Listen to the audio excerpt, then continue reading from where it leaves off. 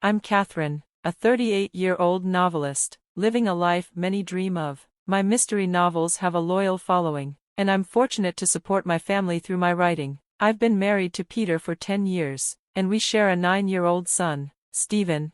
In the early years of our marriage, Peter worked, but as my career gained momentum, he quit his job. In the last few years, he's mostly stayed at home, spending his days playing Pachinko. Recently, I discovered something that shook me to the core. Peter has been unfaithful, using my credit card to buy lavish designer gifts for someone else. I've tolerated his behavior for the sake of our son, but I've finally reached my breaking point. The time for change has come. Ironically, the person who helped me see things clearly wasn't someone I expected. One day, I noticed Peter wearing a suit, something completely out of character for him. Curious, I asked, and he nervously explained that he was going to a job interview. "I think it's time I start working again," he said. I wanted to believe him, to think that he was finally stepping up for our family's future. Wishing him luck, I returned to my writing, distracted by a tight deadline. Hours passed, and Peter didn't return until 2 a.m. His late return and vague explanation raised more questions than answers. That night, he stumbled in, reeking of alcohol and perfume. Careless and exhausted, he collapsed on the sofa, his unlocked phone slipping from his grasp. Suspicion gnawed at me, and I couldn't resist. I picked up his phone, and what I found confirmed my worst fears: proof of an affair with none other than my best friend, Nancy. They had dined at a fancy restaurant earlier that evening, their intimate photos and messages a gut-wrenching betrayal. Tears welled up, but I held them back, not wanting to disturb him. Quietly, I saved the evidence to my phone, preparing myself for what came next. The next morning, I acted as though nothing had changed. "Peter, you said you had an interview yesterday but got home late. What happened?" I asked casually. He seemed uncomfortable, avoiding my eyes. "I ran into a friend and had drinks," he mumbled, trying to brush it off. "Who was the friend?" I pressed. "Just some guy." "Katherine, do I need to explain everything?" he snapped. His defensiveness only solidified my suspicions and steeled my resolve to handle this carefully. I wasn't ready to confront him yet. A month passed, and the weight of his betrayal hung over me. If it were just about me, I might have already confronted him and demanded a divorce. But with Stephen in the picture, I had to think carefully about every step. The thought of separating my son from his father was unbearable. So I watched, waited, and gathered evidence. One day, I found a stack of receipts for women's designer items, luxuries I hadn't received. Peter had been buying these gifts for Nancy, but how was he paying for them? He hadn't worked in years and had been living off the modest allowance I gave him. I knew I had to find out more. I called my brother to watch Stephen, masking my true intentions with the excuse of needing to shop. "Can you watch Stephen for me?" I asked. "I'm going to the store." "Shopping?" he questioned, raising an eyebrow. "That's unusual for you." "Just need to pick something up," I replied quickly, trying to mask my nerves. He agreed, and I set out to follow Peter. I found him downtown, walking arm in arm with Nancy, entering a high-end store. My stomach twisted as I watched them. At the checkout, Peter paid with my secondary credit card, the one I kept in a drawer. Rarely used, he had taken it without my knowledge. The shock was overwhelming. The betrayal was deeper than I had imagined, and now I had undeniable proof. Over the next few weeks, as I was purchasing office supplies, I realized that Peter had been exploiting my credit card activity to cover his secret spending. I had missed the signs amidst my own busy schedule, but now the truth was painfully clear. He wasn't just unfaithful, he was draining my finances to pamper his mistress. Any remaining affection I had for him evaporated. One day, I found more troubling information. Peter and Nancy were planning a romantic getaway to Kagoshima over a long weekend. I had the perfect opportunity to take action, but I had to protect Stephen. I called my brother again, asking him to watch our son during the trip. 5 days? My brother asked, surprised. "What's going on, Katherine?" Before I could respond, he added, "Peter's cheating on you, isn't he?" The bluntness of his words stunned me. "How did you know?" "Stephen heard it," he said. "He knows something's wrong." My heart sank. Despite my efforts to shield him, Stephen had picked up on the tension at home. This made things even more complicated. I had to protect my son from the fallout of Peter's actions. A few days later, as Peter packed for his trip, I decided it was time to confront him. I walked into the living room, where he was shuffling through his suitcase. What's going on, Peter? Why are you packing? I asked, my voice steady but firm. He hesitated before answering. I'm going on a trip with a friend. A trip? I probed, feeling my anger simmer beneath the surface. Since when? You didn't mention it before.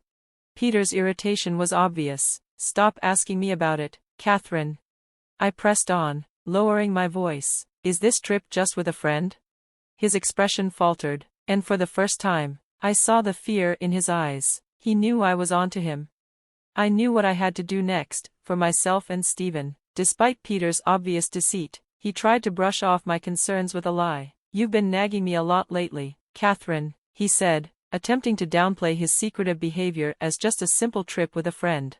Have a good time, I retorted, my voice laced with sarcasm as I walked away. Deep down, had Peter been honest, maybe I would have considered trying to salvage something, maybe even negotiating alimony and child support, despite his infidelity.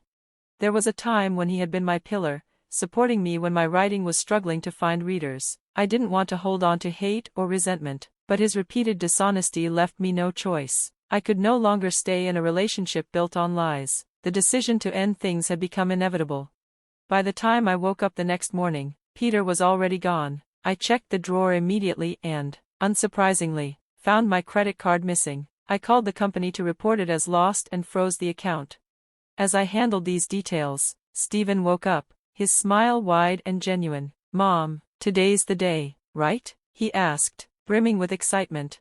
Huh? I was momentarily confused.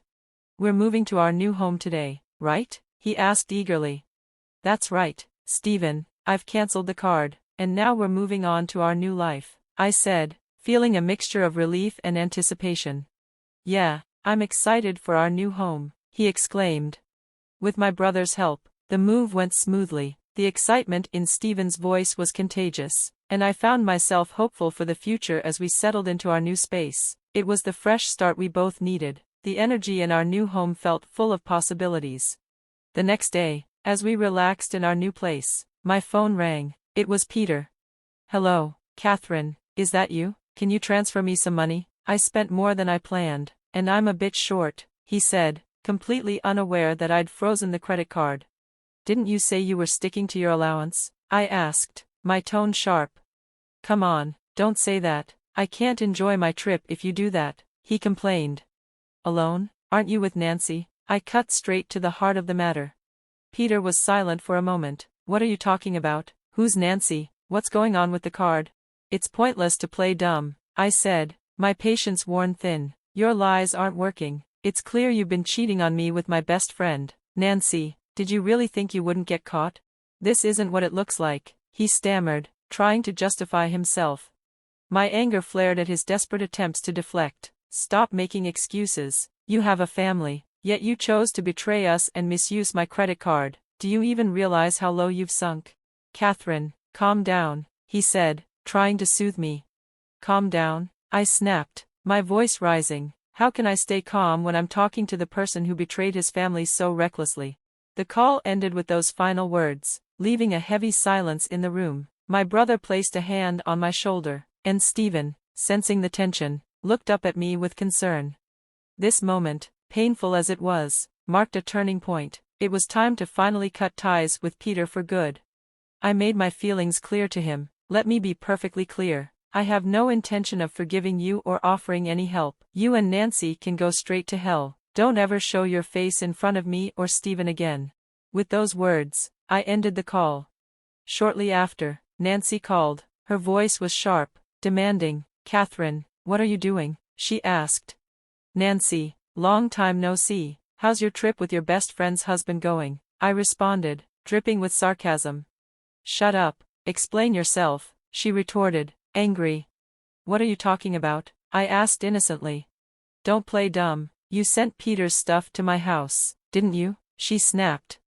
During the move, I had sent all of Peter's belongings to Nancy's house, fully aware of their affair. I knew her husband would be there when the delivery arrived, and I included a detailed letter explaining the betrayal, making sure he would get the full picture. Nancy was furious. Are you serious? My husband found out, and he's livid. Isn't that what you deserve? You're having an affair while you're married, and you thought there wouldn't be consequences? I shot back. my anger palpable. She tried to deflect. Excuse me, I think that's my line. You were the one having an affair with my husband. Do you think I'll just forgive you? Who was disrespectful first, Nancy? I asked coldly. I wasn't serious. It was just a fling. She tried to downplay it. There's no way I'd settle for someone like him. Whether you were serious or not doesn't matter to me, I replied, cutting her off. The betrayal was unforgivable, and I had no room for excuses. I'm divorcing Peter, and I won't forgive either of you, I continued. I'll be demanding compensation from both of you. Be prepared. Compensation? I didn't agree to that, she protested. That's for you to figure out, I said coldly. You caused this mess. Maybe you should ask your husband for help, though I doubt he'll want to bail you out. Wait, Katherine, please, she pleaded. But I was done listening. Goodbye, I said, hanging up and blocking her contact.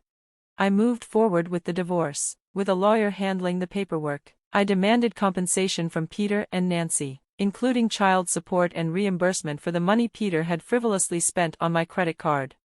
Nancy, burdened with the debt from the compensation, was served divorce papers by her husband. Eventually, she was forced to leave their home, and her attempts to rely on her family were unsuccessful. She ended up working night shifts just to survive.